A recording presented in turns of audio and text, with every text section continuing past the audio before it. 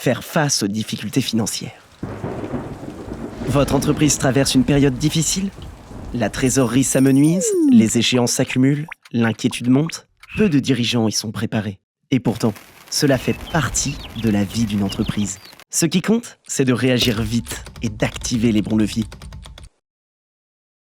Le premier signal d'alerte, c'est souvent un chiffre d'affaires qui stagne ou décroît. Les coûts grimpent, les marges s'effondrent, les stocks s'accumulent, les retards de paiement se multiplient. Résultat, la trésorerie s'affaiblit, les réserves fondent et l'entreprise peine à honorer ses factures et ses charges. Dans cette phase, s'entourer de professionnels compétents et discrets est indispensable. Qui peut m'aider à poser un bon diagnostic? La Banque de France, via son outil Opal, propose une analyse complète pour les entreprises réalisant plus de 1,25 million d'euros de chiffre d'affaires. Il suffit pour cela d'en faire la demande en tant que dirigeant.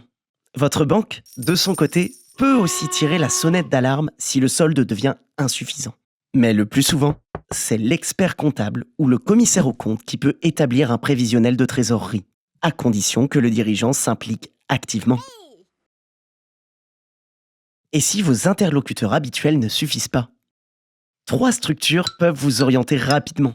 Les CIP, Centres d'information sur la prévention des difficultés des entreprises, réunissent un expert comptable, un avocat et un ancien juge du tribunal de commerce.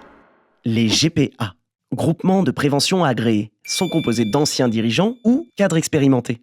Et enfin, la cellule de prévention du tribunal de commerce propose un entretien confidentiel avec le président du tribunal. Objectif, baliser la situation pour trouver des solutions adaptées. Passer à l'action. Une fois le diagnostic établi, il faut agir sur 2 fronts. D'un côté, restaurer la rentabilité par le développement commercial, la réduction des coûts ou le recouvrement des créances. Leur objectif, redonner à l'entreprise sa capacité à générer du profit et donc de la capacité d'autofinancement. Ces actions sont essentielles, mais produisent leurs effets à moyen terme.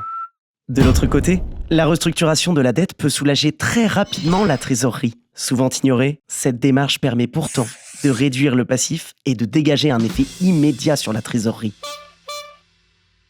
Allier rentabilité et réduction du passif, c'est la combinaison gagnante pour permettre à l'entreprise de rebondir. Les solutions existent. Ce n'est pas une question de chance, c'est une question de timing.